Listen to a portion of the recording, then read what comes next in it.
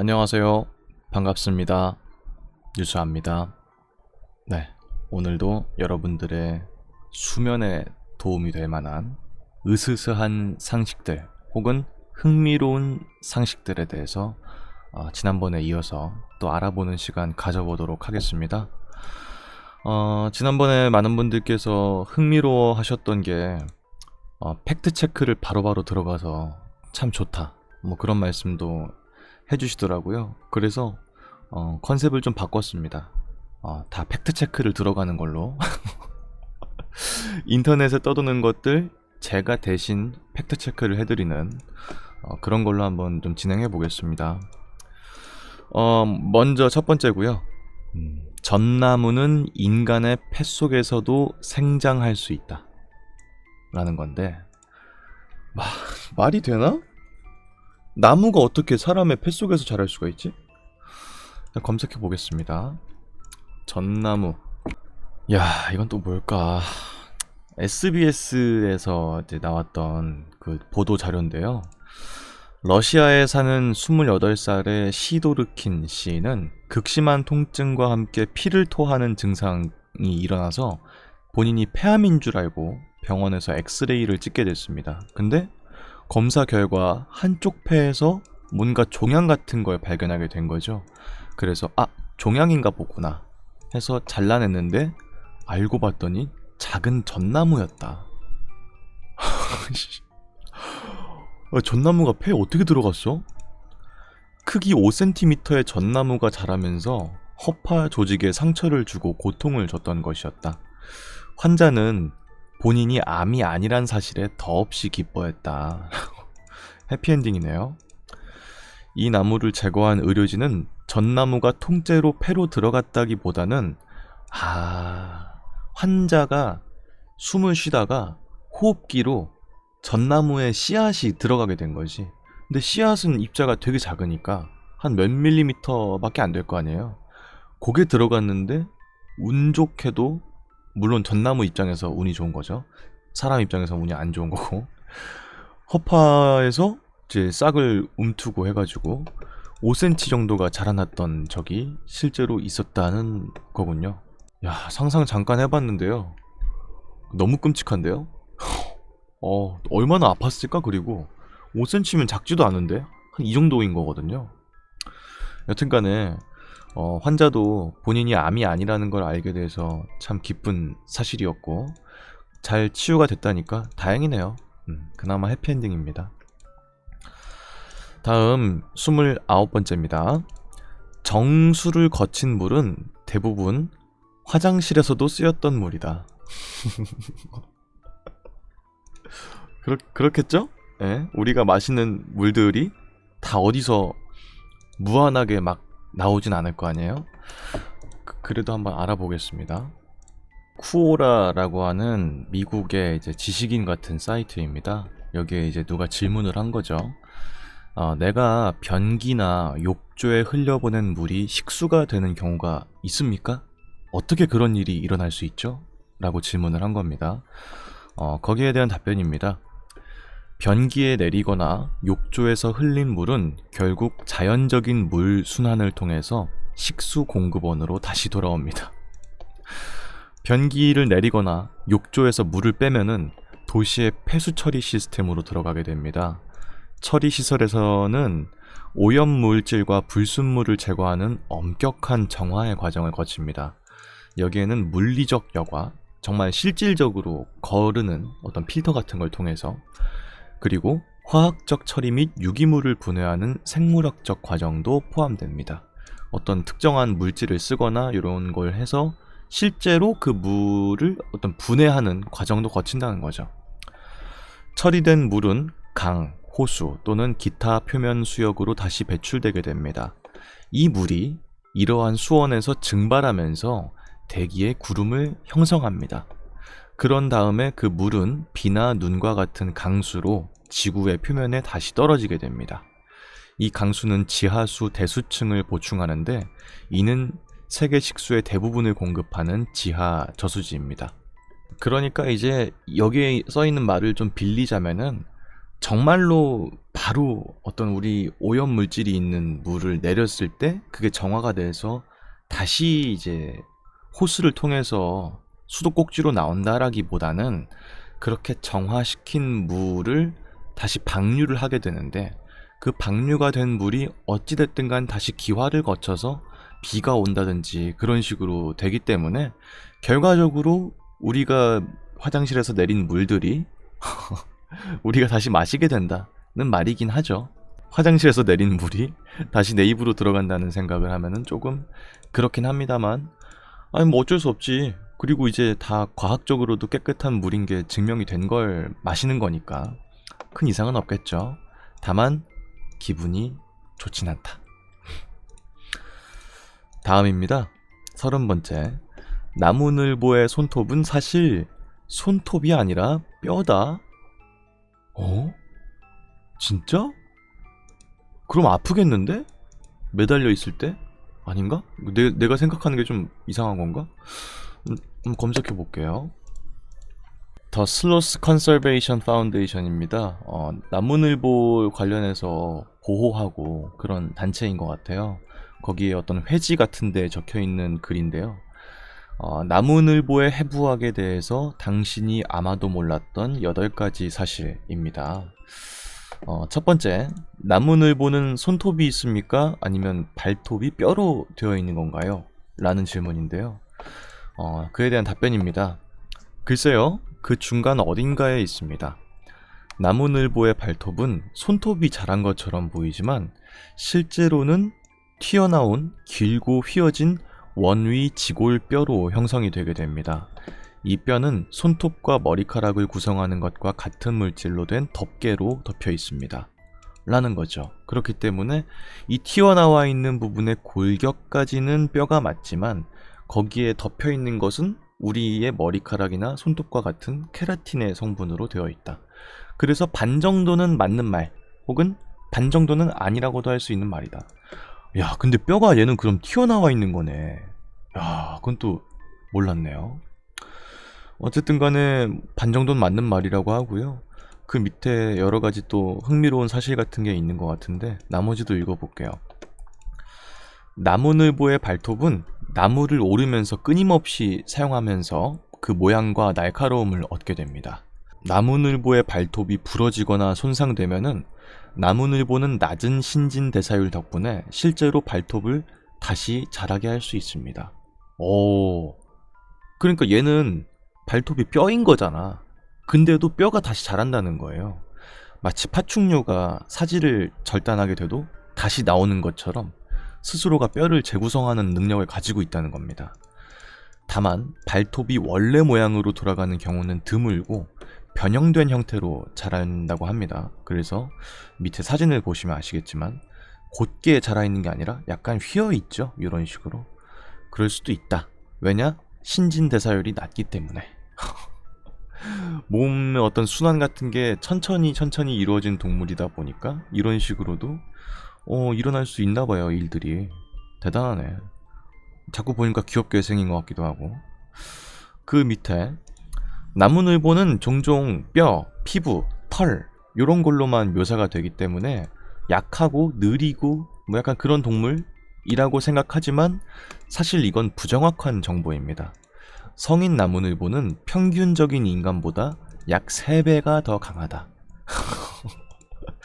아니 근데 왜 천천히 움직이는 거야? 실제로 센데. 우선 나무늘보는 이제 에너지 소비를 최대한 줄이는 쪽으로 진화를 한 동물입니다. 근육이 많을수록 에너지의 소비도 더 많아야 되겠죠. 그렇기 때문에 다른 비슷한 크기의 포유류보다 근육량이 30%가 적다. 그래서 실제로는 강한 동물이 맞아. 근데 그냥 자기 힘을 비축하는 쪽으로 진화를 했기 때문에 그냥 이제 근육량이나 이런 게 좀 적을 뿐. 다만 이 근육의 섬유가, 이제 근육은 섬유 다발로 이루어져 있는 신체 기관이죠. 그게 우리 인간과는 다르게 근육이 평행하게 되어 있는 게 아니라 약간 휘어서 되어 있나 봐요. 그래가지고 파운드당 근육이 우리 인간보다 더 강하다. 이제 무게 질량당 그 힘을 낼 수 있는 그게 훨씬 강하다. 얘가 밥을 더 많이 먹고 그냥 빨리 움직이는 쪽으로 진화했으면 인간의 천적이 될 수도 있었다는 것이죠. 확실히 사진만 봐도 그렇지만 좀 세 보이긴 하죠. 다음 흥미로운 사실입니다. 나무늘보는 이게 끌어당길 수는 있는데 밀 수는 없대. 야, 골 때린다. 나무늘보의 근육은 매달려서 거꾸로 이동하는 데 특화가 되어 있습니다. 그렇기 때문에 매달려 있으면은 당기는 힘이 일단 기본이잖아. 그러다 보니까 당기는 거랑 잡는 건 잘해. 근데 미는 힘은 거의 없어. 반대로 청력은 거의 약하다는 거죠. 이게 나무늘보가 네발 동물처럼 땅을 가로질러서 걸을 수 없는 이유가 되기도 합니다. 그래가지고 가끔 이 유튜브나 이런데 나무늘보가 이제 도로에 이렇게 있는데 거의 천천히 가가지고 막 위험한 그런 거를 사람들이 구제해주는 영상들이 가끔 있잖아요. 그게 이제 얘가 힘이 없어서 그런 게 아니네. 당기는 쪽은 강하지만 미는 힘이 없기 때문에 네 발로 걷는 것은 상당히 어려운 동물이다 라는 거군요. 다음입니다. 나무늘보, 두 손가락 나무늘보는 검은 송곳니를 가지고 있습니다. 와, 진짜? 왜? 이 뼈가 왜 검정색이야? 나무늘보는 힙소던츠라는 이 포유류의 동물의 한 종류인가봐요. 토끼와 말처럼 평생 동안 이빨이 계속 자랍니다. 헉! 이빨이 계속 자란다고? 토끼랑 말도? 처음 알았어. 두 손가락 나무늘보는 날카로운 가짜 송곳니가 4개가 있는데 위에 2개, 아래에 2개가 있습니다. 근데 만약에 음식을 섭취하거나 할 때 약간 더 과하게 물거나 깨물거나 할 때 과하게 물거나 하면은 윗쌍과 아랫쌍의 송곳니가 서로를 계속 문지르기 때문에 굉장히 많이 날카로운 상태의 이빨을 유지한다고 합니다. 그렇기 때문에 이제 한 쌍씩의 날카로운 송곳니를 갖고 있는 거고, 생긴 거랑 다르게.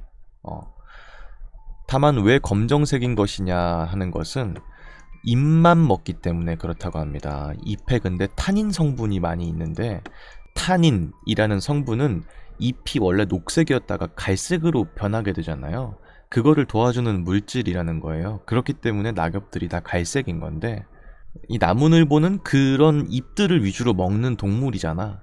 근데 인간과 다르게 나무늘보는 이빨에 뼈 그거를 둘러싸고 있는 범랑질이 없기 때문에 요거를 그대로 빨아들여, 탄닌 성분을. 그래서 치아가 탄닌 농도가 높아서 검게 물들게 된다는 거죠. 계속 그런 잎을 먹다 보니까 이가 검정색으로 바뀌게 된다. 다음입니다. 나무늘보는 배 덕분에 떠다닐 수 있다. 오, 야, 보면 볼수록 매력이 넘친다 얘. 나무늘보의 몸통은 3분의 2가 위입니다. 에? 위가 그렇게 크다고? 3분의 2가? 이 매우 크고 4개의 방이 있는 위는 대부분 발효된 잎에서 나온 가스로 가득 차 있게 됩니다. 근데 이게 몸의 3분의 2가 이미 위야. 근데 이제 그 안에서 소화를 하면서 발생하는 가스가 그 위에 가득 차 있어. 그러다 보니까 배처럼 떠 있을 수 있다는 거죠, 물속에서. 그렇기 때문에 세 손가락 나무늘보는 사실 수영을 매우 잘합니다. 육지보다 물속에서 3배 더 빠르게 이동할 수 있습니다. 그리고 추가적으로 나무늘보는 경추가 더 많기 때문에 수영하는 동안에 나무늘보의 코를 물 위로 유지하는 데 도움이 된다. 그러니까 다른 동물들에 비해서 척추뼈가 더 많다 보니까 더 목이 길게 빠져나와 있는 동물이라는 거죠. 근데 몸은 잘 뜨지? 근데 척추뼈는 많으니까 숨을 위로 쉬기가 편하지. 그러니까 잠수나 수영에 굉장히 능한 동물이라는 겁니다. 그렇기 때문에 육지보다 3배가 더 빠르다. 다음 마지막 나무늘보에 대한 흥미로운 사실입니다. 척추뼈와 다르게 포유류는 이 갈비뼈의 쌍이 종마다 다르다고 합니다. 인간은 평균적으로 12쌍이고 고래는 9쌍인데 나무늘보는 21쌍이 있어. 야, 진짜 많다. 빼곡하네. 이는 포유류 중에서 가장 많은 갈비뼈라고 합니다. 모든 동물들의 갈비뼈는 그 내부에 있는 장기를 보호하는 역할을 합니다. 나무늘보의 뱃속은 나무늘보의 체중의 최대 30%를 차지할 정도로 많은데 뼈가 워낙 많다 보니까 왜 이렇게 많은가? 나무늘보가 자주 나무에서 떨어지기 때문이다. 야, 진짜 웃긴다. 어떻게 진화가 어떻게 이렇게 돼 있을까? 나무에서 떨어지는 일이 많기 때문에 내부 장비를 더 보강하기 위해서 갈비뼈 수가 그렇게 많게 진화하게 됐다는 거죠. 야, 보니까 진짜 정말 되게 귀엽게 생긴 것도 있고 되게 매력 넘치는 동물이란 생각이 들기도 합니다. 보다 보니까는 약간 나무늘보처럼 살고 싶다는 생각이 들기도 하고 뭔가 이렇게 굉장히 실용적이잖아요. 그러니까 참 재밌는 사실이었네요. 그리고 결과적으로 손톱도 뼈다라는 것도 반쯤은 맞는 말이었네. 다음입니다. 미국 기준. 당신이 만약에 살해를 당하게 된다면 경찰은 30%의 확률로 살인범이 누구인지조차 알아내지 못한다. 진짜? 그렇게 높아 확률이? 30%나 못 잡는다고? 이것도 팩트체크 한번 들어가 보겠습니다. 연합뉴스TV에 나와 있는 기사입니다. 미국의 살인사건 검거율이 하락세를 보이면서 최근 들어서 절반이 미제 사건으로 남은 실정이라고 CBS 방송이 보도했습니다. 3분의 1이 아니네. 절반이네. FBI의 범죄 발생 데이터를 분석한 결과 2020년 로스앤젤레스 지역의 5년 동안 평균 살인사건 검거율을 봤는데 55%로 5년 전에는 74%였어. 근데 갈수록 더 못 잡고 있는 거야, 범인을. 미제로 남은 살인사건의 비율이 절반을 육박한 셈입니다. 어떻게 이런 일이 있을 수가 있지? 근데 이유가 뭘까요? 이유가 있을 거 아니야. 뭔가 구조적인 문제가 있지 않을까 싶은데 좀 더 검색을 해볼게요. 미국에 있는 인베스티게이트 TV입니다. 무슨 경찰이나 수사 관련되어 있는 사이트인 것 같아요. 근데 절반 정도로 떨어진 거는 우리도 방금 알아봤기 때문에 알고 있어. 근데 왜인가? 전문가들은 어떻게 말했는가? 지금부터 알아보겠습니다. 근데 보니까 그 내용이 이제 플로이드 살인사건 같은, 그러니까 이제 과잉 진압 때문에 용의자를 살해하게 된 그런 사건들. 근데 그게 이제 약간 특정 인종일 때 더더욱이 더 많이 일어나기도 하고 하다 보니까 소극적으로 사람을, 이제 범인을 체포할 수밖에 없는 그런 경찰에 대한 위치 때문에 진짜 그냥 그 이유인가 봐. 그냥 뭔가 내가 잘못 총을 쏘거나 해가지고 범인을 검거했을 때 나한테 리스크가 크게 올 수 있으니까 경찰들이 심리적으로 위축이 많이 되어 있고, 게다가 경찰들한테 자꾸 그런 식으로 안 좋은 일들이 벌어지니까 예산도 삭감이 되고 인력들도 약간 좀 덜 배치가 되게 되고, 그러다 보니까 살인사건을 거의 50%나 가까이 잡지 못하고 있다 라는 게 그냥 그 이유네요. 그거 하나예요, 그냥 이유가. 그리고 아마 제 개인적인 생각이지만은 제가 좋아하는 유튜브 채널 중에서 그 히플밈이라는 채널이 있거든요. 거기 이제 힙합 관련된, 흑인 관련된 좀 재밌는 문화적인 그런 것들이 많이 올라오는 유튜브 채널인데, 거기에 그런 게 나와. 흑인인 사람들은 어떤 경찰이 조사 같은 걸 위해서 가정 방문을 하거나 혹시 이런 사람 알고 있습니까? 이런 식으로 조사를 나오게 될 때 그냥 경찰이면은 그냥 다 반대를 하는 거야. 그냥 경찰입니다. 잠시만 뭐 좀 여쭤봐도 될까요? 하면은 다 됐어요, 몰라요 이러면서 그냥 다 닫아버리는 그런 장면이 나오거든요.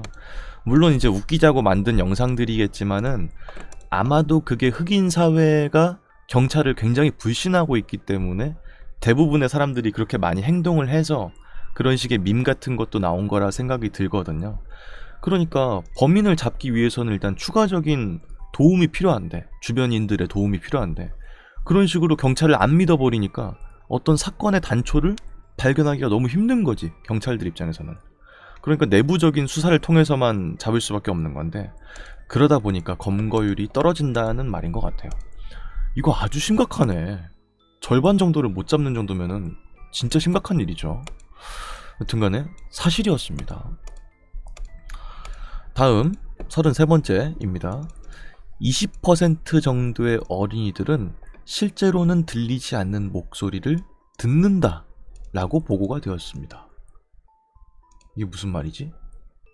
그러니까 어린이들은 진짜 들리는 말이 아닌데 들린다고 생각한다고 하는 건가 봐요. 너무 무서운데? 뭐지? 한번 찾아볼게요. 예. BBC 뉴스에 나와 있는 기사입니다. 아일랜드 어린이의 20% 이상은 특정한 목소리를 듣는다. 라는 이름의 기사고요. 2012년의 기사입니다. 11세에서 13세 사이에 아일랜드 어린이 5명 중에 1명 이상은 목소리를 들었다고 보고했습니다. 전문가들은 이것이 정신질환의 위험 요소라고 생각하고 있고요. 영국의 정신의학 저널 연구에서 제기된 주장입니다. 공개된 연구 결과에 따르면은 이러한 청각적인 환청은 시간이 지나면서 멈추게 되는데 특정 나이대 어린이들은 실제로 잘못된 소리를 듣는다. 왜? 근데? 이해할 수가 없네. 근데 이 20%의 아이들 중에서 절반 정도는 우울증 같은 비정신병적 정신장애를 앓고 있는 것으로 드러나게 되었고요. 과거에 비해서 현재의 아이들이 더 많이 어떤 특정한 목소리를 듣는 것으로 보고가 되고 있다라고 합니다. 근데 어떤 종류의 목소리인지나 이런 게 적혀 있는 게 딱히 없어요. 왜? 왜 일어나는 거야, 이런 일들이? 환청은 가끔 하나의 문장을 듣는 것부터 2명 이상의 사람이 몇 분 동안 대화하는 것을 듣는 것까지 다양합니다. 비명이나 고함 소리처럼 들릴 때도 있고 때로는 속삭임 혹은 중얼거림처럼 들릴 수도 있습니다. 이런 증상은 아이마다 크게 다르고 빈도는 한 달에 한 번 혹은 매일 한 번 정도까지 다양하다고 합니다. 대부분의 경우 이러한 경험은 시간이 지나면서 해결되게 됩니다. 왜냐하면 특정적인 나이대인 아이들만 경험하는 거기 때문에. 그러나 일부 어린이들의 경우에는 이러한 경험이 청소년기까지 지속이 돼서 복잡한 정신건강에 문제가 있을 수도 있고 심층적인 평가가 더 필요할 수도 있다 라고 하네요. 근데 왜? 아니 왜인지가 너무 궁금하잖아. 그런 건 나오는 게 없어. 그냥 연구 결과 20% 정도의 비율로 아이들이 특정적인 고함 혹은 대화 소리, 중얼거린 소리 이런 것들을 듣는다는 거네요. 와, 이거 미친 사실인데? 어떻게 이럴 수가 있지? 어쨌든 간에 그렇다고 합니다. 예, 신기하네. 다음 34번째입니다. 남미에 있는 강과 호수에는 뇌를 섭취하는 아메바가 서식한다. 그 뇌를 먹는 아메바가 남미에 있는 강과 호수에는 서식하고 있다는 겁니다. 한번 이것도 팩트 체크를 한번 들어가 보겠습니다. 나무 위키의 문서입니다. 네글레리아 파울러리라고 하는 아메바인데요. 뇌를 먹는 아메바로도 알려져 있습니다. 일반적으로 호수 혹은 강, 온천, 이런 발전소에서 방출되는 온수, 지열 우물물 같이 관리가 잘 안 되거나 최소한의 염소 처리가 된 수영장, 이런 곳들, 약간 따뜻한 담수, 그러니까 고여있는 물들에서 발생하고 있는 그런 아메바라는 겁니다. 이 네글레리아 파울러리는 일반적으로 네글레리아증 혹은 원발성 아메바성 수막뇌겸, 아메바 성뇌염, 수막염 또는 네글레리아 감염이라고 하는 치명적인 뇌감염을 일으킬 수 있습니다. 이 감염은 이 네글레리아 파울러리라는 아메바가 포함된 물 속에서 코를 통해서 물을 흡입하게 될 때, 그러니까 수영할 때가 맞는 거죠. 수영할 때 물을 먹게 되거나 할 때 이제 발생하게 되는데 비강이나 후각신경 조직으로 들어가서 판을 통해서 뇌로 이동하게 됩니다. 단순히 그냥 물을 먹는 거는 감염을 일으키지 않는다. 다만 숨을 쉬어버려서 후각에 있는 어떤 특정적인 신경 조직에 들어가게 되면 그때는 이게 아메바가 뇌 속으로 들어갈 수 있다는 겁니다. 이 네글레리아 파울러리라는 아메바는 일반적으로 박테리아를 먹는 아메바지만 인간에게 감염되게 되면은 성상세포와 신경세포를 소비합니다. 그렇기 때문에 뇌를 먹는 것이다. 끔찍하다. 야, 이거 이제 발견도 참 어떻게 된 건가 싶기도 하고, 애초에 얘는 이제 사람의 뇌를 먹기 위해서 존재하는 그런 생명체라기보다는 박테리아를 먹는 친구인데 사람의 몸속으로 들어가면은 박테리아 대신에 뇌를 먹게 되는 그런 거라는 거죠. 이런 아메바성 수막 뇌염은 미국에서 20만 명 미만에게 영향을 미치기 때문에 희귀 질환으로 분류가 되게 됩니다. 미국에서는 2013년부터 2022년까지 29건의 감염이 보고가 됐는데 사실 매년 약 4,000명 정도가 그냥 익사를 하기 때문에 아주 희귀한 질환이다. 전 세계적으로 381건 정도가 보고가 되었다고 합니다. 다만 그렇기 때문에 아주 드물게 발생하는 일이다. 또한 사람뿐만 아니라 동물들도 감염될 수 있다고 합니다. 이 역시 매우 드물게 관찰되지만요. 실험적으로는 쥐나 기니피그, 양도 감염될 수 있는 것이 확인되었고 남미 코끼리와 소가 이런 증상에 감염된 적이 있다라는 보고가 있었습니다. 그렇기 때문에 아주 끔찍한 일이지만 실제로 가끔 가다가 일어나는 일이긴 하다. 그래서 혹시나 따뜻한 나라에 가거나 할 때 수영한다면은 되게 주의를 많이 해야겠어요. 이런 것들은 솔직히 말해서 주의한다고 될 일이 아니긴 하지만 코로 물이 들어가는 거는 여튼간에 수영 자체를 좀 꺼린다든지 하는 식으로라도 해서 예방을 할 필요가 있을 것 같습니다.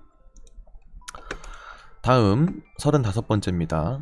단 한 번의 입맞춤으로 80만 마리의 박테리아가 오고 간다. 박테리아 하니까 또 박테리아가 계속 나오네. 한번 더 검색해 보겠습니다. drvicursfeed.com 이라고 하는 사이트입니다. 아무래도 의학 관련되어 있는 것들이 많이 올라오는 사이트인 것 같은데 여기 올라와 있는 기사입니다. 연구 10초 정도의 키스로 8천만 개의 박테리아 교환. 8천만이야? 80만이 아니었군요. 일반적으로 10초간의 프렌치 키스, 이제 그냥 귀여운 뽀뽀가 아니라 어른들의 뽀뽀를 하면은 8천만 개의 박테리아를 상대방과 교환을 하게 됩니다. 저자들은 혀를 완전히 접촉하고 침을 교환하는 친밀한 키스는 인류에게만 존재하는 적응적 구애 행동으로 보이고 일반적으로 알려진 문화권에서 90% 이상 흔히 볼 수 있다고 언급했습니다. 다만 이러한 행동들이 8천만 마리의 서로 간의 세균을 옮기는 행동을 초래하기도 한다 라고 암스테르담 자유대학교의 미생물 유전체학 교수인 사람이 말을 했다고 합니다. 그렇기 때문에 단 한 번의 키스만으로도 감염이 이루어질 수 있고요. 부부 사이 혹은 어린이에게도 전염이 될 수 있다라고 합니다. 그래서 약간 그런 거 본 적이 있는 것 같아. 아이들한테 뽀뽀를 해주는 게 좋지 않다라고 하더라고요. 입 대 입으로 이제 뽀뽀해주는 게 키스까지는 아니더라도 구강세균을 옮길 수가 있기 때문에 어린이들이 더 많이 치과 관련해서 어떤 질병들, 충치균이라든지 그런 것들이 어른들에게서 옮을 수 있다라는 말을 들었어요. 그래서 요즘 부모님들은 아이들한테 입술로 뽀뽀를 해주지 않는다고 하더라고. 볼이나 이런 데를 많이 해주지 입술은 안 한다고 하더라고요. 여튼간에 이것도 사실인 것으로 밝혀진 으스스한 상식이었습니다. 다음 36번째입니다. 에베레스트 산 정상 부근에는 현재 200구가량의 시체가 있고요. 몇몇 등반가들은 이거를 이정표처럼 쓰고 있다 라고 합니다. 좀 그렇다. 어쨌든 간에 에베레스트 산은 이제 일반적인 사람들이 많이 갈 수 없는 곳이다 보니까 아주 위험한 산이죠. 그러다 보니까 200구 정도의 시체가 있는데 등반가들 사이에서는 저 시체를 보면은 이제 어느 정도 왔겠구나 라는 식으로 이정표처럼 그 시체를 쓴다는 거죠. 한번 알아보겠습니다. 스미소니언 매거진에 나와 있는 기사입니다. 에베레스트 산에서 200구 이상의 시신이 남겨져 있고 이 중에 많은 시신은 정상으로 가는 길을 표시하고 있습니다 라는 기사인데요. 야, 근데 이거를 읽어보니까 대번에 이해가 되네. 어쨌든 간에 그 있는 시신들도 정상으로 올라가려다가 사망하신 분들일 거 아니에요. 그러니까 그게 어떻게 보면 이정표 같은, 길 같은 느낌이 들기도 한다는 거지. 야, 기괴하다, 기괴해. 한번 알아보겠습니다.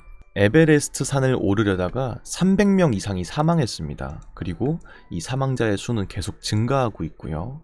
2023년은 기록상 가장 많은 사망자가 발생한 해 중에 하나였고, 올해 봄만 해도 9명 정도가 실종되거나 사망을 했습니다. 하지만 그럼에도 불구하고 매년마다 등반가들은 지구에서 가장 높은 산의 정상을 오르기 위해서 자신의 운과 기술을 테스트하기도 합니다. 에베레스트 탐사가 20세기 초에 시작된 이래로 이 산의 인기가 커지게 됐고, 그에 따라 사망자의 수도 증가하게 되었습니다. 오늘날에는 200명에 달하는 시체가 정상에 얼어붙어 있습니다. 등반가의 멤버가 죽게 되면은 시체를 남겨두는 게 관례래요. 오, 나는 그 시체가 있는데 왜 그걸 수거를 안 하지? 했는데 그냥 두는 게 관례래. 대부분의 등산팀이 그 등반가에 대한 존경심 때문에 시체를 옮기지 않는 것이 관례처럼 받아들여지고 있다는 거죠.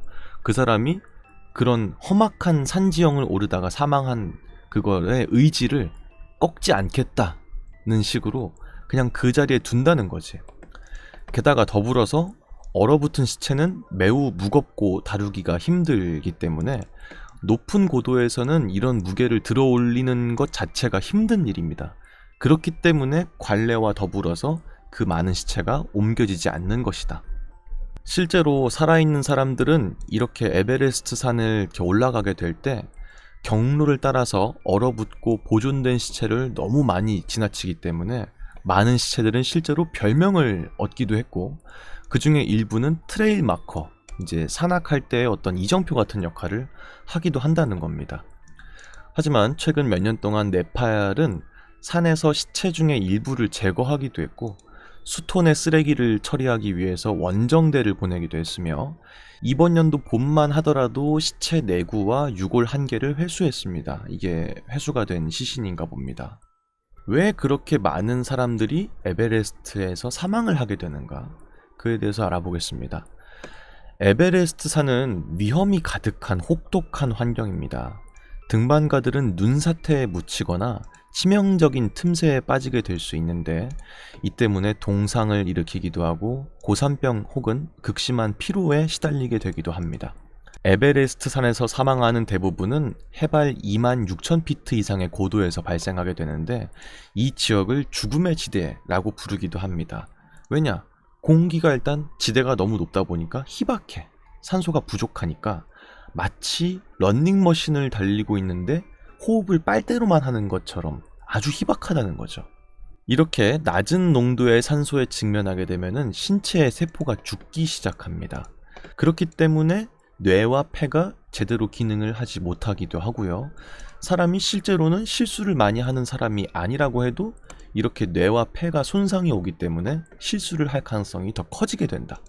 그렇기 때문에 더더욱이 아주 노련한 산악가라고 해도 사망할 수 있는 일들이 벌어진다는 거죠.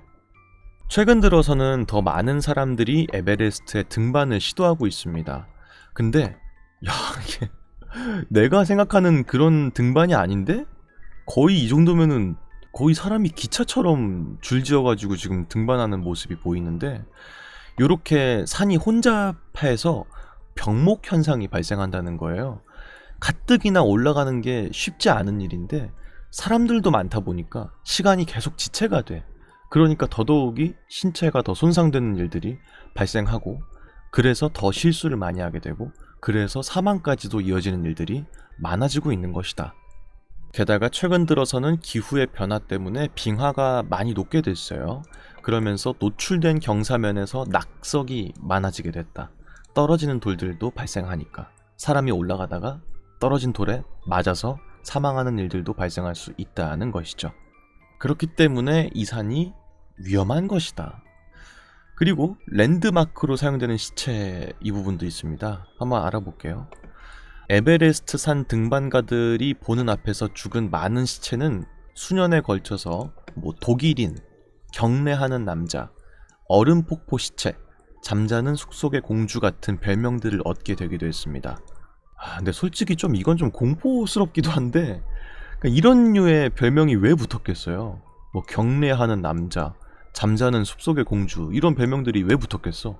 그 사람이 사망한 자세라든지 그런 게 누가 봐도 뭔가 저 사람 죽은 게 잠자는 숲속의 공주 마냥 손을 모으고 죽었네? 라든지 경례하는 것처럼 하고 죽었네?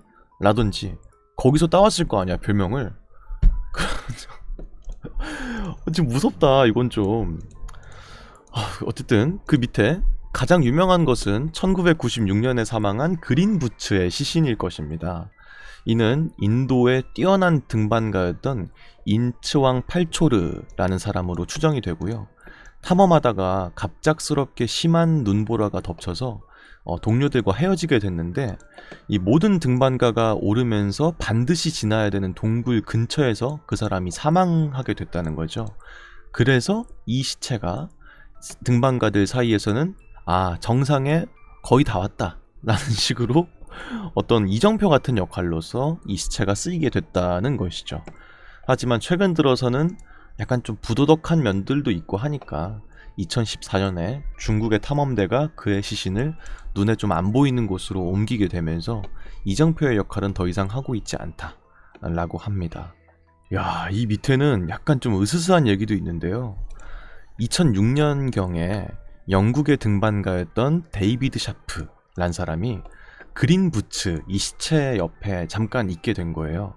왜냐면은 이 그린 부츠 시체가 있는 곳은 애초에 에베레스트 산의 정상 쪽에 있는 곳이고, 이 사람도 원래는 추위를 피하려고 약간 움푹 파여있는 동굴에 들어갔다가 죽은 시체이기 때문에 약간 추위를 피하기가 용이한 지역이었겠죠. 그러니까 올라가다가 이 등반가도 잠깐 그 시체 옆에 있었던 거야. 근데 너무 추워가지고 몸이 얼어붙게 된 거지. 그래서 움직일 수가 없게 된 거예요. 근데 도움 요청을 했는데 정상에 꼭 갈 때 지나치는 길목이니까 사람들이 많이 지나갔을 거 아닙니까? 근데 40명 정도의 사람들이 그냥 지나만 갔어. 왜냐? 저기 그린 부츠 있는 데지? 저거는 시체야. 해가지고 사람이 있는데도 불구하고 그냥 막 지나갔다는 거야. 아무리 구조 요청을 해도. 근데 다행히도 개 중에서 약간의 희미한 신음소리가 들리는 것 같다는 생각을 한 사람들이 데이비드 샤프가 있는 걸 발견해서 구조가 됐다. 이런 적도 있었다. 다행이다. 큰일 날 뻔했네. 진짜로. 어떻게 보면은 사실 그린 부츠가 없었으면은 몰랐을지도 몰라. 사람들이 이정표처럼 이 시체를 여겼기 때문에 나도 한번 보고 갈까? 이런 식으로 좀 보고 지나갔을 수도 있잖아. 만약에 이게 없었으면 그냥 정말 소리 소문 없이 죽었을지도 모를 일이네요.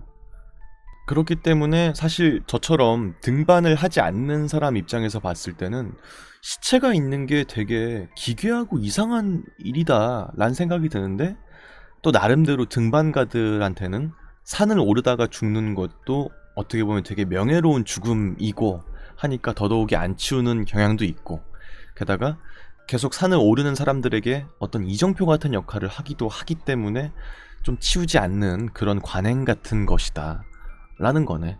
좀 기사를 읽어보니까 나름대로 이해가 되기도 하는 부분이 있네요. 어쨌든 간에 오싹하지만 사실이었습니다. 다음입니다. 인간의 피를 마시는 나방도 있다. 피를 어떻게 마시지? 일단 나방은 잘 모르겠는데 나비는 일단 꽃 같은 데에 있는 거에서 꿀을 먹거나 어떤 성분을 채집하는 걸로 알고 있는데, 나방은 또 어떻게 사람의 피를 먹는지 한번 알아봅시다. 칼립트라 탈리트리라고 하는 나방입니다. 에레비데과의 나방이고요. 일본과 한국, 중국과 말레이시아에 서식하는 나방이라고 합니다. 다만 최근 들어서는 북유럽 쪽으로도 서식지가 확대가 되게 되었고요. 2000년에 핀란드에서 관찰이 처음 되게 되었고, 2008년에는 훨씬 더 서쪽인 스웨덴에서도 발견된 기록이 있습니다. 이 나방은 뱀파이어 나방이라는 별명으로도 불리게 됩니다. 인간을 포함한 척추동물의 피부를 통해서 피를 빨아들이는 능력이 있다. 다만 이 나방은 인간에게 어떠한 위협도 가하지 않는 것으로 여겨지고 있다 라고 합니다. 그렇기 때문에 실제로 위험한 나방은 아니지만 사람의 피를 먹기도 한다는 것이죠. 오호. 일단 이 종은 과일을 먹습니다.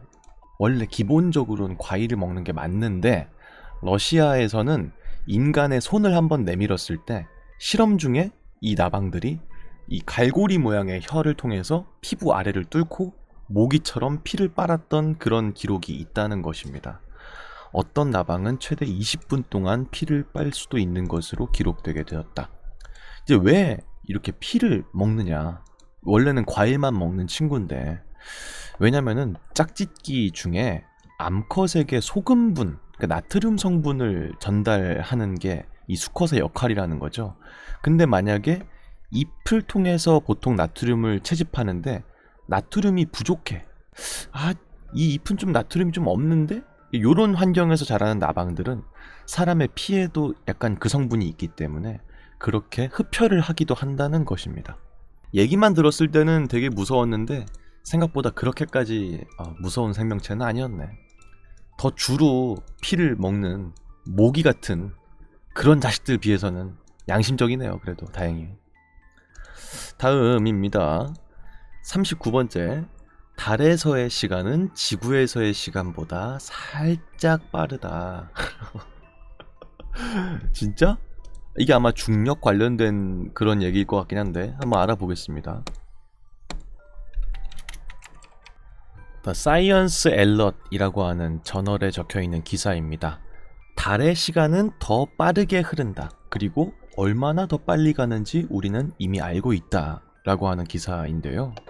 한번 좀 읽어보겠습니다. 지구의 관점에서 봤을 때 달은 지구보다 5,700만 분의 1초 정도가 빠른 것처럼 보인다. 그러니까 체감할 수 있을 정도로 시간이 빨리 가는 건 아니고 아주 미묘하지만 조금 빠르게 가긴 간다는 겁니다. 터리쉐브란 사람과 동료가 계산을 한 거라고 합니다. 태양계의 중심과 관련해서 지구와 달의 시간 척도를 계산해서 이 숫자를 얻게 되었고요. 터리쉐브와 동료의 계산은 미국의 국립표준기술원의 다른 연구팀이 2월에 내렸던 56.02 마이크로초가 빠르다라는 것과 거의 유사한 결론으로 보입니다. 그렇기 때문에 아주 미묘하지만 빠르게 가긴 간다 라는 거네요. 이유는 뭘까? 제가 문과기 때문에 잘은 모르겠지만 뭐 중력적인 영향이 있을 수도 있고 뭐 여러 가지 이유가 있지 않을까 생각이 드네요. 다음입니다. 맥도날드는 브로콜리 맛이 나는 풍선껌을 개발한 적이 있다? 풍선껌인데 브로콜리 맛이 왜? 왜 필요한 건데? 검색해 보겠습니다. CBS 뉴스에 올라와 있는 기사입니다. 맥도날드가 풍선껌 맛 브로콜리를 만든 이유. 반대구나. 풍선껌 맛이 나는 브로콜리를 만들었다는 거죠. 맥도날드가. 내용이 있습니다. 한번 읽어볼게요. 이건 마치 찰리와 초콜릿 공장에 나오는 윌리 원카가 한 아이디어처럼 보입니다만 이것은 허구가 아니었습니다. 비즈니스 인사이드에 따르면 이 제품은 패스트푸드 대기업인 맥도날드가 만들어낸 제품이었고요. 그 당시에 최고 경영자였던 돈 톰슨이 아이들에게 더 건강하게 먹을 수 있는 방법을 만들고자 한 동기로 만들었다는 거죠. 그러니까 동기는 되게 좋네. 그러니까 아이들이 브로콜리를 먹고 싶지 않아 하니까 저도 그렇지만 근데 건강엔 좋잖아요. 그러니까 건강하지만 맛있는 브로콜리를 만들자라고 해서 그런 식으로 유전자를 개발한 그런 브로콜리를 만든 적이 있다는 거죠. 근데 왜 안 팔았을까? 밑에 이유가 적혀 있습니다. 왜 맥도날드에서는 풍선껌 맛 브로콜리를 판매하지 않았을까요? 톰슨은 사람들이 브로콜리에 달콤한 맛을 더한다고 해도 아이들이 맛을 혼란스러워하기 때문에 더 맛있지 않다고 느낄 확률이 있다 라고 생각해서 실제로 판매까지는 하지 않았다는 겁니다. 일단 시각적으로는 브로콜리고 먹는 그 식감도 브로콜리인데 맛이 풍선껌 맛이 난다고 해서 애들이 맛있게 느끼겠느냐 라는 데에서 뭔가 혼란을 줄 수도 있고 하니까 그냥 뭔가 시장의 반응이 좋지 않을 걸로 생각을 해서 출시까지는 하지 않았다는 것 같습니다. 하지만 그럼에도 불구하고 맥도날드는 메뉴의 조정을 포기하지 않았습니다. 사탕 맛이 나는 야채를 도입하는 대신에 튀긴 음식의 크기를 줄이고 해피밀, 아이들이 먹는 맥도날드 세트 있죠. 거기에 저지방 요거트를 옵션으로 추가하는 이런 전략으로 바꿨다는 거죠. 이게 차라리 낫지. 글쎄, 근데 뭐랄까, 딱 일견 봤을 때는 재밌었을 것 같다는 생각이 들기도 하네요. 뭔가 브로콜리인데 풍선껌 맛이 난다? 만약 나왔다면은 아마 내 최애 야채가 되지 않았을까 하는 생각이 들기도 합니다. 하여튼간에 재밌는 사실 중에 하나였다. 다음 42번째입니다. 시리얼에 첨가되는 과일향의 성분은 자동차의 왁스에도 들어가는 성분이다?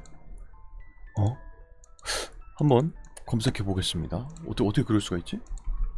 아르고세라라고 하는 사이트인데요. 여기에 자동차에서 요리까지라고 하는 어떤 이상한 기사가 있는데, 음식에서 카르나바 왁스의 놀라운 용도 탐구라고 하는 부분입니다. 한번 내용을 읽어볼게요. 자동차에 눈부신 광채를 내는 것으로 유명한 카르나바 왁스. 이제 왁스를 바른다라고 했을 때 보통 머리에 뿌리는 그런 것도 왁스가 있지만은 이 차도 광택을 내는데 쓰는 그런 걸 왁스라고 하잖아요. 근데 그게 이제 음식에도 쓰인다는 거죠. 근데 왜인지는 지금부터 한번 알아보겠습니다. 이 천연 왁스는 외관을 위한 것뿐만 아니라 요리 세계에서도 실용적인 용도로 쓰이기도 합니다. 첫 번째 이유는 자연스러운 광택을 유지하기 때문이라고 하네요. 카르나바 왁스는 산업적 용도 외에도 식품 산업에서 중요한 역할을 합니다. 농부와 식품 생산자들은 과일과 채소에도 이 식용 왁스를 얇게 바릅니다. 이 관행은 단순히 미적인 목적뿐만 아니라 수분을 가두기 때문에 일종의 코팅 같은 역할을 하니까 유통기한을 연장시키는 실용적인 목적으로도 쓰인다는 것입니다. 또한 이렇게 왁스로 처리한 사과나 오이, 이런 기타 여러 과일과 채소는 더 생생하고 신선해 보이기도 하고 시간이 지나도 영양가를 유지하면서 소비자에게 더 눈에 띄는 그런 식품으로 보이게 하는 역할을 한다는 것이죠.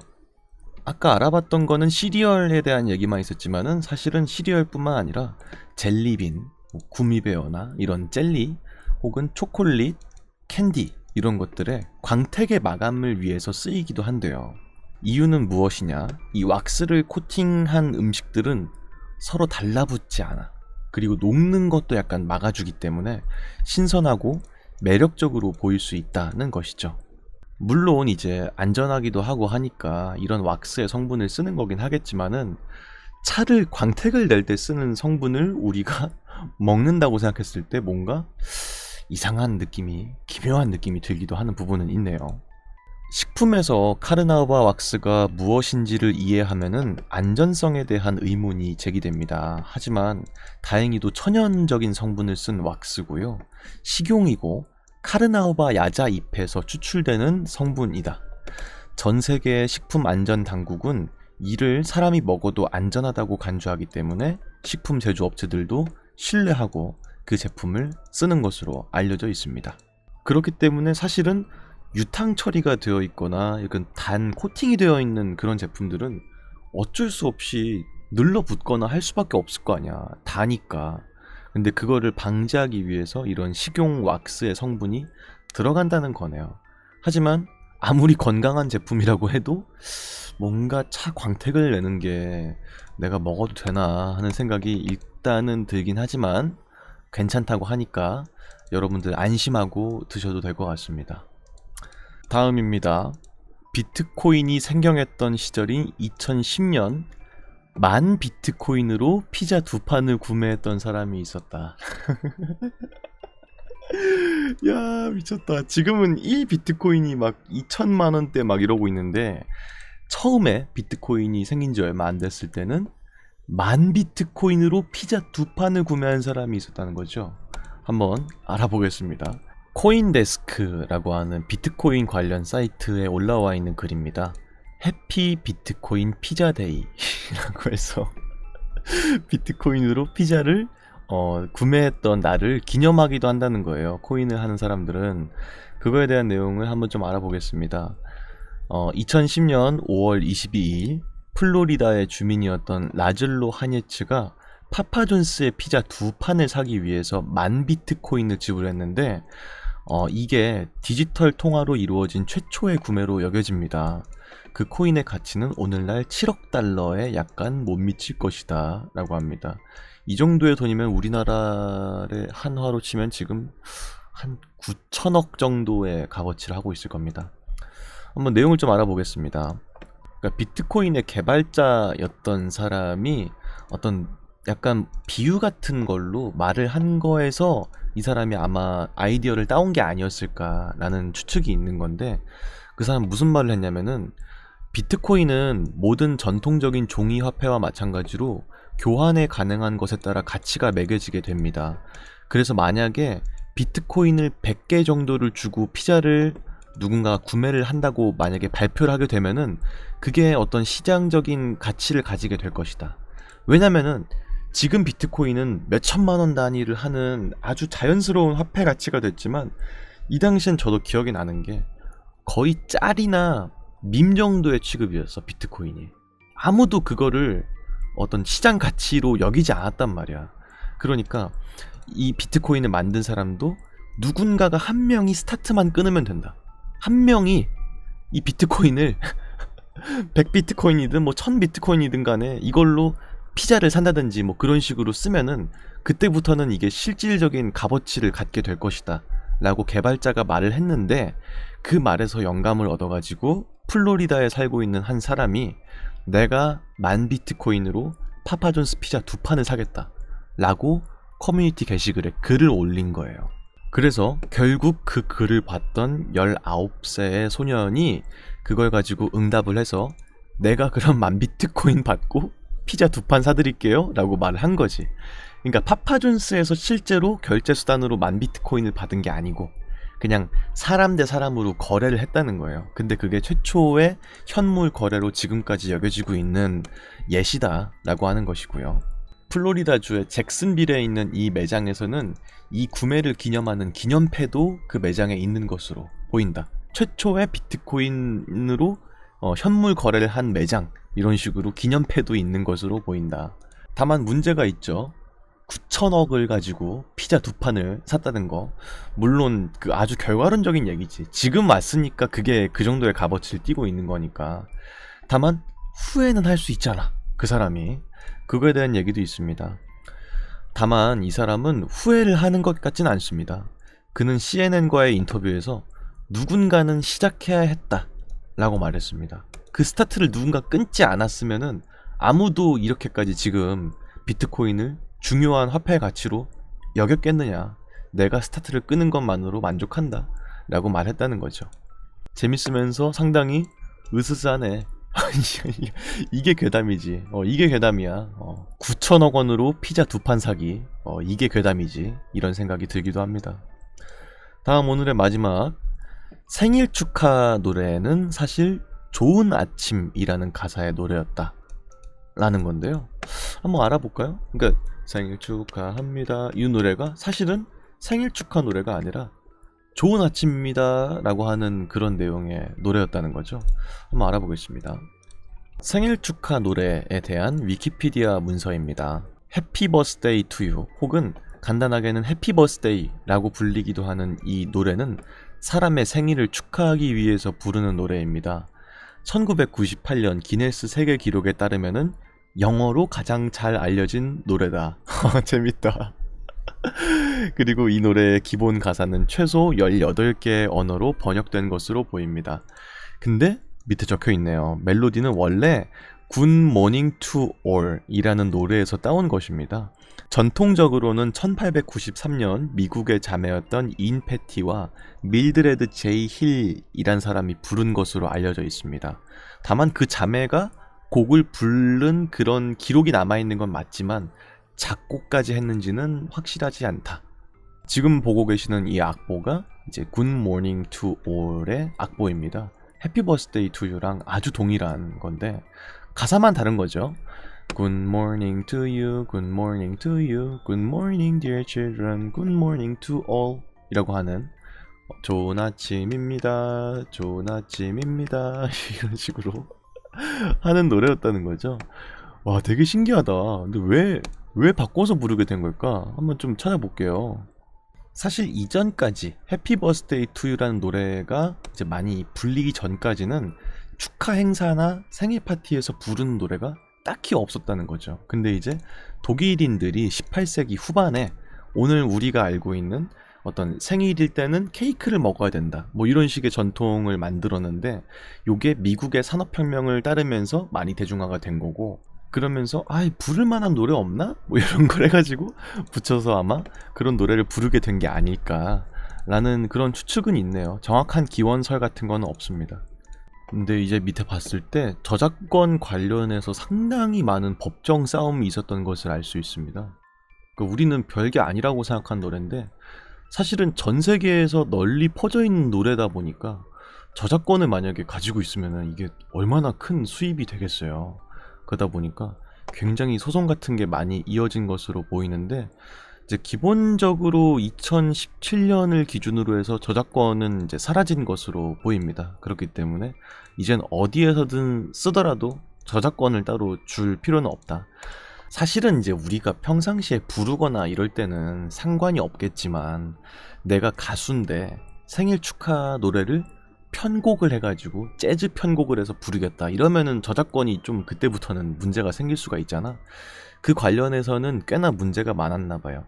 다만 지금은 퍼블릭 도메인으로서 아무런 그런 제재가 없이 누구든지 이 노래로 다른 노래를 만들 수도 있고 부를 수도 있고 그렇다라는 겁니다.